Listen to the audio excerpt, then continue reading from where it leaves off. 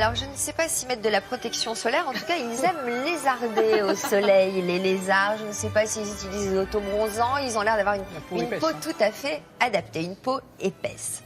Oui, ils ont une peau épaisse, mais on a vu tout à l'heure des fraises qui poussaient dans des containers sans vrai soleil. On a vu des personnes qui bronzaient sans vrai soleil. Et nous allons vous présenter des lézards qui vivent sans vrai soleil aussi. Maintenant, ils ont des conditions de vie qui sont bien particulières. Ce sont des animaux qui sont attachants, contrairement à ce qu'on pourrait croire, qui ne régulent pas leur température et qui ont donc besoin d'un Attachant, milieu... ça veut dire quoi? Qu'on peut les dresser? Attachant, c'est-à-dire que vous allez voir dans le reportage qui va suivre notre petite Léa, une jeune fille qui adore son pogona, hein, son lézard d'origine australienne. Et effectivement, on peut avoir des relations affectueuses, même si ce n'a rien à voir avec les relations qu'on peut avoir avec un chat ou un chien. Alors, partons tout de suite voir ces lézards et après, je vous ferai découvrir ces mêmes lézards, mais sur notre plateau, en vrai. À Noël dernier, Léa n'a pas reçu une poupée, mais un lézard. Je vais me donner sur maman. Ils sont tellement doux. Des moments de complicité partagés avec son père, passionné de reptiles depuis sa plus tendre enfance. Avec plus de 3500 espèces, les lézards sont le plus grand groupe de reptiles vivants. Jacques nous présente 3 lézards que l'on peut adopter. Avec mon épouse, on était sur un salon en Belgique et on a découvert le Pogona viticep, mon tout premier lézard. On a parlé avec l'éleveur, il nous a donné les bonnes explications pour bien commencer. On a vraiment eu un coup de cœur pour cette espèce et qui perdure depuis des années maintenant. Sur un lézard, on a des tubercules, on n'appelle pas ça des écailles mais des tubercules. Ils servent dans la nature à se protéger des prédateurs. Voici les tympans. Contrairement aux serpents qui, eux, sont totalement sourds, les lézards ne sont pas sourds du tout.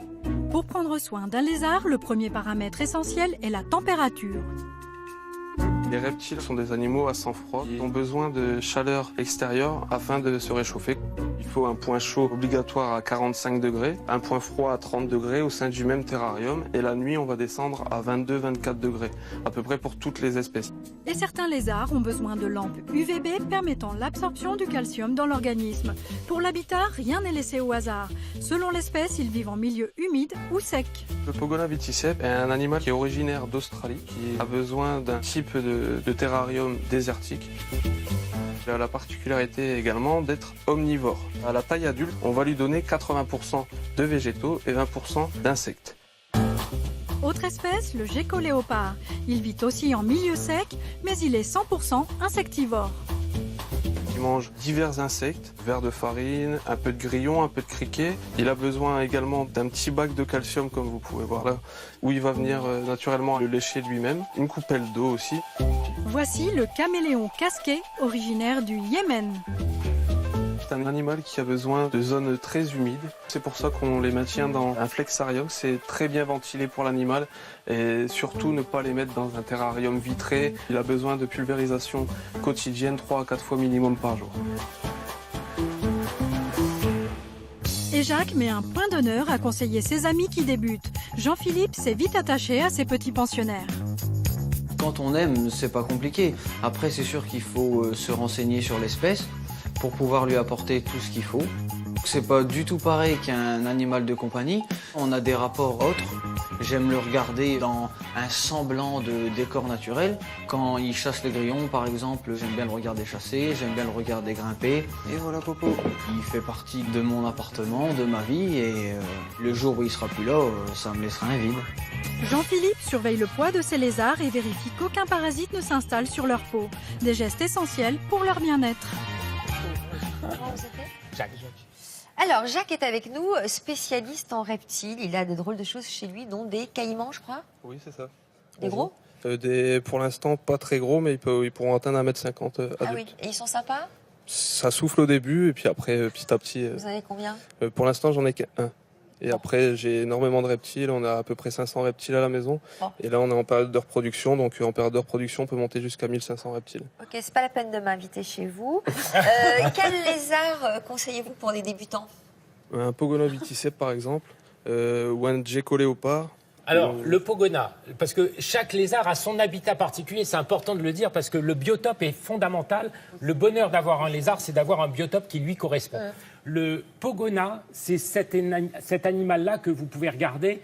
Il est vraiment particulièrement beau avec ces espèces de petites pointes, tubercules qui sont sur sur sa peau. C'est un lézard du désert australien qui a besoin de haute température et qui vit facilement. C'est un lézard qui est facile à entretenir et qui a une très très bonne audition. Donc il vous entend rentrer, il entend Léa quand elle rentre de l'école avec son petit cartable et puis voilà.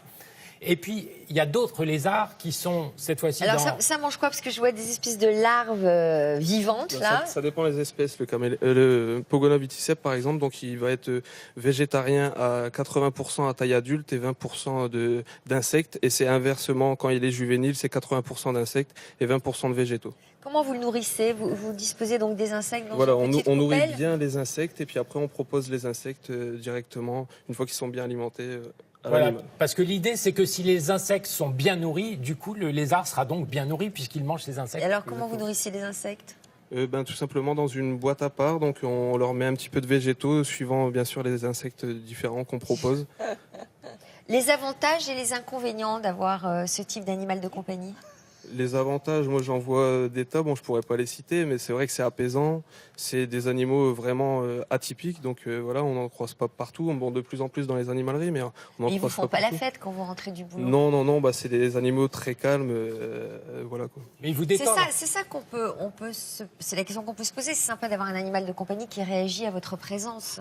Oui, mais là, bon, moi, ça me dérange pas plus que ça. On reproduit des biotopes, donc du coup, les pièces sont agréablement aménagées. Donc l'intérêt, quand même, Yves, essentiellement, c'est ça, c'est de reconstituer un biotope, un univers Oui, naturel un biotope, autour du lézard. s'intéresser à la biologie du vivant, et puis finalement, posséder tous ces animaux à la maison, c'est participer à une espèce d'arche invisible. C'est-à-dire que tous les passionnés de reptiles possèdent chez eux une arche Ça coûte invisible cher qui les protège. ça peut aller de 10 € jusqu'à plus de 100 000 € sur certains spécimens, suivant les oui. phases. D'accord, très bien. Regardez ce Merci beau caméléon. Ouais. Regardez comme il est beau. Bon, Caméléon casqué. On n'a pas précisé que ce sont des animaux préhistoriques, le caméléon, par exemple. Très, très, très anciens, ces animaux-là, effectivement, et ça fait partie du bonheur de les avoir.